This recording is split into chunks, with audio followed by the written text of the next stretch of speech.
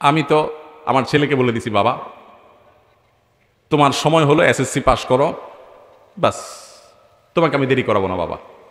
আমি সব জায়গায় বলি, এই যুগে তরুণ সমাজকে ধ্বংসের হাত থেকে বাঁচানোর জন্য উপযুক্ত হওয়ার পর বিলম্ব না করে দ্রুততার সাথে বিয়ে দেওয়া, এছাড়া সন্তানদেরকে ধ্বংসের হাত থেকে বাঁচানো সম্ভব। অনেক বাপ মা আছে বলে যে নিজের পায়ে দাঁড়া, ওরে ওকে আরেকজনের পায়ে দাঁড়ায় আছে নাকি? নিজের পায়ে তো দাঁড়ায় আছে, মানে তুমি পয়সা কামাও। ওই যে সব পয়সার মেশিন হয়ে গেছে আজকাল। ঠিক আছে বাবা, পয়সার দরকার আছে, একটা সন্তানের চরিত্র যদি নষ্ট হয়ে যায় তো পয়সা দিয়ে আপনি কি করবেন? নবী করিম সাল্লাল্লাহু আলাইহি ওয়াসাল্লাম বলেছেন, তোমাদের সন্তানরা উপযুক্ত হলে, বিয়ের উপযুক্ত হওয়ার পর তাদেরকে বিবাহ দিতে বিলম্ব করবা না। যদি বিলম্ব করো তাহলে ফিতনা হবে, ফাসাদ হবে, ধ্বংস হবে, তাদের চরিত্র শেষ হয়ে যাবে, তোমরা রক্ষা করতে পারবা না। আমাকে একবার টোকিওতে এক বাংলাদেশি ভাই বলতেছেন, হুজুর বহুত কষ্টে পোলাপানকে এই দেশে আনছি আমি, অনেক কষ্টে বহু টাকা পয়সা দিয়া আমার ছেলেটারা আনছি, তখন পিচ্ছি ছিল, এখন মাশাআল্লাহ সে 7-8 উঠছে। আমি একদিন তাকে একটু জোরে ধমক দিছি, কারণ সে একটা মেয়ের সাথে হারাম সম্পর্কে জড়ায় গেছে। আমি দেখছি যে ওর লাইফ শেষ হয়ে যাবে, ধ্বংস হয়ে যাবে ও। আমি ওকে এটাই ফের কোনো একটা অপরাধের কারণে তাকে আমি একটু মুখে শাসন করছি, কোনো গায়ে হাত দেই না, একটু ধমক টমক দিছি। সে সাথে সাথে ফোন কল করছে থানায়, পুলিশের কল করে বলে দিছে আমার বাপ আমাকে ধমক দিছে, আমি মানসিকভাবে ডিপ্রেসড, আমি এটার বিহিত চাই। সাথে সাথে থানা থেকে পুলিশ এসে আমার উঠাই নিয়ে গেল, আমার লকআপে আটকায় দিল। এরপরে বলতেছে ঠিক আছে, রায় হলো যে তোমাকে ছেড়ে দেওয়া হবে, তোমার ছেলেকে একটা ফ্ল্যাট ভাড়া করে দিবা, সেখানে সে থাকবে, কোন মেয়ে আনবে, কোথায় যাবে, মদ খাবে না কি করবে এটা তার ব্যাপার, তুমি ফ্ল্যাট ভাড়া করে দিবা, তার দিকে তাকায়ও কথা বলতে পারবা না, অর্থাৎ ধমক দিতে পারবা না। যদি ফার্দার তুমি তারে কিছু বলছো আর সে আমাদেরকে অভিযোগ করে তো তোমার খবর আছে। আমাকে ওই বেচারা জড়ায় ধরে বলতেছে, হুজুর এই দুঃখের কথা কাকে বলবো? সবাই তো জানে জাপানে আছি, ফ্যামিলি নিয়ে খুব সুখে আছে, শত শত প্রবাসীদের দুঃখের কথা আমার বুকে আছে। সন্তানরে আপ টু ডেট টেডি বানাইতেছেন, মানুষ বানানোরে মুসলমান বানান, জীবনটা উপভোগ করবেন। এই জন্য সন্তানকে মনিটর করবেন, পশ্চিমা দুনিয়ার কথা শুনে অতি স্বাধীন করতে যাবেন না, ধ্বংস হয়ে যাবে সব। বাচ্চা একসময় বুঝবে যে আমার বাপ আমার মা আমাকে শাসন করেছে, কড়া করে দিচ্ছে আমার ভালোর জন্য। এই জন্য তাদের মনিটর করবেন যে তারা কোথায় যায়, কার সাথে মিশে, মোবাইলে কি করে না করে মনিটর করবেন, ডিপ মনিটর। আমি ব্যক্তিগতভাবে একটা ছেলেকে তাতে নির্দিষ্ট করে বলতে পারি, আপনারা বললে সবাই চিনে যাবেন, নাম বলবো না, খুব নাম করা একজন আলেমের ছেলে, খুব নাম করা, এক কথার নাম বললে চিনে যাবেন, কিন্তু আমি নাম বলবো না, শুধু শেখার জন্য বলি। ওনার ছেলে মাদ্রাসায় পড়ে, কেমনে জানে একটা মেয়ের সাথে সম্পর্ক, খুব বাজে একটা অবস্থা, সে এখন জীবন দিয়ে দিবে, হান করবে, তান করবে, বাড়ি থেকে চলে যাবে, এরকম একটা অবস্থা। যে কোনো ভাবে ওই আলেম সাহেব টের পেয়ে গেছে ছেলেদের অবস্থা হয়ে গেছে, আরে এত কড়াকড়ির পরে অবস্থা হয়ে গেছে, কি করবে? তো আমি বুদ্ধি দিলাম যে ভাই মোবাইল টোবাইল যা আছে এগুলো সব সিজ করে ফেলাম, বড় যেগুলো সিজ করে ফেলে যদি অ্যাক্সিডেন্ট করবে, অ্যাক্সিডেন্ট কিচ্ছু হবে না, এগুলো হুদা মিশা কথা, বহুত পোলাপান এরকম ভয় দেখায়, ফালতু কথা, ধন্য সিজ করেন। তো সব সিজ করে ফেলছে, কোনো ডিভাইস তার কাছে নাই, এবং তাকে দীর্ঘদিন বেশ কঠিন মনিটরিংয়ে রাখছে। আমি বললাম মাত্র 3 মাস চেষ্টা করেন। কয়েক মাসের মধ্যে আলহামদুলিল্লাহ দেখা গেল যে বাচ্চার মধ্যে সব পাগলামি ছাগলামি মাথা থেকে ঝেড়ে সব শেষ হয়ে গেছে। প্রথম অনেক জ্বালা পোড়াও করছে, উল্টাপাল্টা করছে, কষ্ট হয়েছে, একটা সময় সে এগুলো সব ভুলে যখন সম্পর্ক সব ছিন্ন করে দেওয়া হয়েছে এবং সকল যোগাযোগের ব্যবস্থা বন্ধ করে দেওয়া হয়েছে, কিছুদিন মনিটরিং রাখছে, আলহামদুলিল্লাহ ঠিক হয়েছে। এটা সব বাচ্চার জন্য একই পলিসি আপনার অ্যাপ্লাই করবেন তা না, এক এক বাচ্চার জন্য এক একভাবে অ্যাপ্লাই করে আপনার বাচ্চাকে বাঁচাতে হবে। এটা কখন সম্ভব হবে? যদি আপনি টের পান যে ধ্বংস হচ্ছে। অনেক বাপ মা আছে শুরুতে কিছু বলে না, ধ্বংস হইয়া ওই লিটনের ফ্ল্যাটে যায় উঠছে, কিচ্ছু বলে নাই, না একটু এই বয়সে একটু আধটু করে। এরপরে যখন একটা অমানুষ মেয়ে বিয়ে করে পালায়া রাস্তা রাস্তা চলে, বা মেয়ে ছেলের হাত ধরে অজায়গায় কুজায়গায় যায়, এরপরে এসে আমাদের কাছে এসে বলে হুজুর একটা তাবিজ টাবিজ দেন, যদি বাঁচান যা, তাবিজ যদি টাইনা আনতে পারে। তা আপনি কাজের কাজ করবেন না, তাবিজে টাইনা আনবে? এই জন্য মনিটরিং করবেন বাচ্চাদেরকে, ছেলে মেয়েদেরকে ডিপ মনিটরিং করবেন। সর্বশেষ আমল হলো দ্রুত বিয়ের ব্যবস্থা করবেন। ছেলে হোক মেয়ে হোক, উপযুক্ত হওয়ার পরে বিয়ে দিতে দেরি করবেন। আমি তো আমার ছেলেকে বলে দিছি, বাবা তোমার সময় হলো এসএসসি পাস করো, বাস তোমাকে আমি দেরি করাবো না বাবা।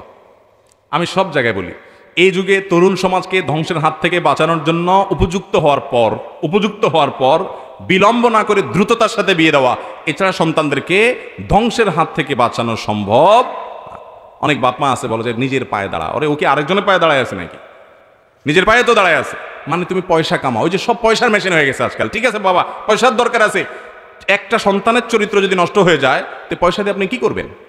নবী করিম সাল্লাল্লাহু আলাইহি ওয়াসাল্লাম বলেছেন, তোমাদের সন্তানরা উপযুক্ত হলে, বিয়ের উপযুক্ত হওয়ার পর তাদেরকে বিবাহ দিতে বিলম্ব করবা না। যদি বিলম্ব করো তাহলে ফিতনা হবে, ফাসাদ হবে, ধ্বংস হবে, তাদের চরিত্র শেষ হয়ে যাবে, তোমরা রক্ষা করতে পারবা না। এই জন্য মুরব্বীরা তাদের সন্তানদের ব্যাপারে দায়িত্বশীল ভূমিকা রাখবেন এবং উপযুক্ত হওয়ার পর প্রাপ্তবয়স্ক হয়ে গেছে এবং মোটামুটি চলতে পারে এই অবস্থায় তাকে বিয়ে দিতে আর দেরি করবেন না, কার্পণ্য করবেন না। ছেলে হোক মেয়ে হোক দ্রুত বিয়ে দিবেন। বেশিরভাগ এখন লেট ম্যারেজ হয়, 30-এর কাছাকাছি গিয়ে তারপর বিয়ে হয়। আমি প্রায় সময় বলি ভাই 30-এর কাছাকাছি যদি বিয়ে হন, এরপরে বলে যে প্রথম বাচ্চা নেওয়া যাবে না, একটু সময় পার করতে হবে একটু রিল্যাক্সের সাথে, তো 35 পার হয়ে যায়, এরপরে বাচ্চা নেওয়ার প্ল্যান করে, হইতে 38 হয়, বাচ্চাটা হলো। এই বাচ্চা বড় হয়ে পড়ালেখা করে গ্র্যাজুয়েশন করে কাজকাম করতে করতে একেবারে যদি না হয় কত বছর দরকার? 22-25 বছর দরকার। তো সেটা যদি হয় 38 থেকে 22-25 প্লাস করলে কোথায় গিয়ে দাঁড়ায়? 60 বছর বয়স আপনার হবে, তখন বাচ্চা মাত্র কাজ করা শুরু করবে। এই যদি বাচ্চা অমানুষ হয় তো 60 বছর বয়সে বুড়া হয়ে গেছে আপনি, ততক্ষণে কিচ্ছু করার না, ওর কাছে সারেন্ডার হয়ে বসে থাকতে হবে। আর যদি 45-40 থাকতে আপনার বাচ্চা যদি বেলাইনে হয়, কানটা মলে দিয়ে বললেন রাস্তা খোলা আছে বাইর হ, ওর 14 গোষ্ঠী সোজা হইতে বাধ্য, কারণ আপনি এখনো শক্ত। ঠিক না ভাই? ঠিক ভাইরা আমার, আপনাদেরকে বহুত ফুসলে ফাসলে অনেক কথা বলবে। গত 8-10 দিন আগে ইতালির গভর্নমেন্ট, এখন ইতালির, এটা সারা পশ্চিমা দুনিয়াতে একই অবস্থা, চায়নার একই অবস্থা, আমি নির্দিষ্ট করে একটা নিউজের কথা বলতেছি, যে সন্তান যাতে নেয় এই জন্য বাবা মাকে তো প্রণোদনা আছে, পুরস্কার আছে, যে সন্তান হলেই পুরস্কার পাইবা, বাচ্চার জন্য, বাচ্চার মায়ের জন্য, বাপের জন্য মূল্যবান পুরস্কার, কিন্তু কিছু দিয়ে তারা জন্মের হার বাড়াতে পারছে না। প্রেডিকশন বলছে তাদের জনসংখ্যা ভয়ঙ্কর জায়গায় অলরেডি চলে গেছে, সামনে আরো ভয়াবহ জায়গায় তারা চলে যাবে। মানুষ নাই, মানুষ কমে যাচ্ছে। জেনা ব্যভিচার যত বাড়বে, বিবাহ যত কঠিন হবে, তত মানব সভ্যতা পৃথিবী থেকে একসময় বিলুপ্তির দিকে চলে যাবে। এই জন্য ইসলাম জেনার পরে এত কঠোর জায়গায় গিয়েছে। ওই বুড়া বয়স পর্যন্ত অপেক্ষা করবেন না। সন্তান আল্লাহর নেয়ামত, জনসংখ্যা এটা বোঝা নয়, এটা জনসম্পদ, এটাকে সম্পদ রূপান্তর করতে হবে যাদের 5-7টা ছেলে মেয়ে হয়। আপনার একটা স্লোগান শুনছেন না, ছোট পরিবার সুখ পরিবার। আল্লাহর জমিনে 10টা মিথ্যা কথা থাকলে তার একটা হলো এটা। এই যে চিত্রনায়ক রিয়াজের শ্বশুর মারা গেছে না কয়দিন আগে, ছেলে মেয়ে কয়টা খোঁজ নিয়েছেন? মাত্র 2টা সম্ভবত, আমি ভুল না করে থাকি। এরকম বেশিরভাগ পরিবারে দেখবেন। ওই বেচারা কেন মারা গেছে? পিস্তল দিয়ে আত্মহত্যা করে মারা গেছে না? ডিপ্রেশনে। বউ এক দেশে, ছেলে এক দেশে, মেয়ে এক দেশে, কারণ অমানুষ। আর যাদের 5-6টা ছেলে মেয়ে হয়, আরে ভাই ওই 5-7টার ভিতরে একটা এমনি মানুষ হয়ে যায়। ঠিক না ভাই? ঠিক। আর 1-2টা হলো, ওই 1-2টা যদি অমানুষ হয় তাহলে তার দুনিয়া আখিরাত সবই শেষ, আর তো কিছু করার নেই। আল্লাহ তাআলা আমাদের পরিবারগুলোকে চরিত্র রক্ষা করার তৌফিক দান করুন, সন্তানদের চরিত্রগুলো আল্লাহ তাআলা রক্ষা করার তৌফিক দান করুন। সবাই চেষ্টা করবো তো ইনশাআল্লাহ।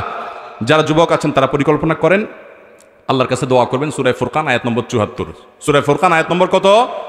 রব্বানা হাব লানা মিন আজওয়াজিনা ওয়া যুররিয়াতিনা কুররাতা আয়ুন ওয়াজআলনা লিল মুত্তাকিনা ইমামা। আল্লাহ আমাকে, আমার পরিবারকে, আমার সন্তান সন্ততিকে এমন বানায় দেন যে ওদেরকে দেখলে আমার চোখটা জুড়ায় যায়, নয়ন জুড়ায় যায়, এরকম সন্তান বানায় দেন, এরকম স্ত্রী, এরকম স্বামী বানায় দেন, এবং আমাদেরকে মুত্তাকিদের লিডার বানায় দেন। পয়সাওয়ালা না, পয়সাওয়ালা হইলে হইলো, না হইলে নাই, মুত্তাকিদের লিডার যেন। মনে রাখবেন, সন্তানের পয়সাটা আপনি যতটা উপভোগ করবেন, আল্লাহর কসম করে বলছি, সন্তানের যে ব্যক্তিত্ব, পার্সোনালিটি, আদব, লেহাজ, এটা তার পয়সার চাইতে, অর্থের চাইতে বেশি উপভোগ্য বিষয়, বেশি উপভোগ করবেন। অতএব সন্তানকে মানুষ বানান, মুত্তাকি বানান, পয়সাওয়ালা হোক বা, আজকাল সে অভিভাবক পাওয়া যায় না যে ডাইকা বলে বাবা তুই ডাক্তার হয়, ইঞ্জিনিয়ার হ, আলেম হ, মাওলানা হ, এসব পরে, আগে তোর প্রতি আমার নির্দেশ হলো তুই মানুষ হ বাবা, চোর ডাকাত হইস না, অমানুষ হইস না, অমানবিক হইস না। এরকম বাপমা এখন পাওয়া যায় না, আগের কালে পাওয়া যাইতো।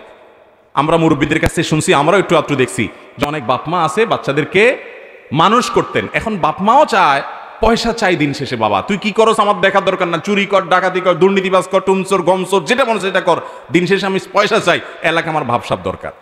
ঠিক না ভাই? ঠিক। অনেক যুবকরা আছে নিজেরা সৎ হতে চায়, কিন্তু বাপমার জন্য পারে না, বইয়ের জন্য পারে না, সবাই টেনে ধরে, না তোমার পয়সাটা চাই আমি। ঠিক না ভাই? ঠিক। আল্লাহ আমাদেরকে মানুষ হওয়ার তৌফিক দান করুন, সৎ হওয়ার তৌফিক দান করুন। আশেপাশে সবার বিল্ডিং হাঁকানো দেখে, চকচকে গাড়ি দেখে, টাকার বান্ডেল দেখে, সব জমি জমা কিনে ফেলতেছে, বাজারে দোকান করে ফেলতেছে, মার্কেট করে ফেলতেছে, এগুলো দেখে বাবারা খবরদার প্রতারিত হবেন না। এগুলোর ভিতরে আল্লাহ তাআলা শান্তি রাখেন নাই। সন্তানটাকে সৎ এবং নেককার বানান, এরপর যদি পয়সা হয় হোক, না হলে নাই। আজকাল তো অনেক বাপমা আছে, পরীক্ষা দিবে ছেলে, আর প্রশ্ন ফাঁস হয়েছে, প্রশ্ন কেনার জন্য বাপে টাকা নিয়ে যায়, হাজির হয়। ঠিক না ভাই? ঠিক। বাচ্চাকে, ছেলেকে, মেয়েকে প্রশ্ন কিনে এনে দেয়, এই বাপের কাছ থেকে কি আশা করবে এই ছেলে মেয়ে? এই বাপ তো নিজেই মনুষ্যত্ব শিখে নেয়, নীতি সততা শিখে নেই। ঠিক না ভাই? ঠিক। অনেক স্কুল কলেজে টিচাররা আছে, বলে দেয় তোমরা একজন আরেকজনকে দেখাই লিখবা, সাহায্য করবা, স্কুলের সুনাম রক্ষা করবা। তো এই যে দুর্নীতি, 2 নম্বরে অসততা করার জন্য টিচার নিজেই শিক্ষা দিচ্ছে, এর কাছে কি শিখবে সন্তান? ঠিক না ভাই? ঠিক। অতএব আমরা তরুণ ভাইদেরকে বলছি, আপনারা শপথ করেন আমরা কখনো অবৈধ অন্যায়ের পথে যাব এই দেশকে সোনার বাংলাদেশ হিসেবে গড়ে তুলতে হলে আমাদেরকে সোনার মানুষ হতে হবে। দুর্নীতিকে এ দেশ থেকে ঝেঁটিয়ে বিদায় করতে হবে। এই দেশের উন্নয়নের পথে একমাত্র সবচেয়ে বড় বাধা, অন্য আরো বাধা থাকতে পারে, কিন্তু সবচেয়ে বড় বাধা হলো দুর্নীতি। এই দুর্নীতি মানুষ সাধে করে না, বাপের চাপে করে, মায়ের চাপে করে, ছেলে মেয়ের চাপে করে, বইয়ের চাপে করে। অতএব মেরুদণ্ড সোজা করেন, গোটা পৃথিবী চাপ দিবে আমার নীতি আদর্শ আমি বিক্রি করব, হক হালালি চলবেন, আমল কম করবেন, জান্নাতে যেতে পারবেন। আমলের পাহাড় নিয়ে যাবেন, 2 নম্বর উপার্জন, 2 নম্বর কাজ করবেন, জান্নাতে যেতে পারবেন না। কোরআন হাদিসের নলেজের সার নির্যাস আল্লাহ আমাকে যা দিয়েছেন সেটা আপনাদেরকে দিয়ে গেলাম। সবাই আমল করবেন তো ইনশাআল্লাহ। জাযাকুমুল্লাহু খাইর ওয়া আখিরু দাওয়ানা আলহামদুলিল্লাহি রাব্বিল আলামিন।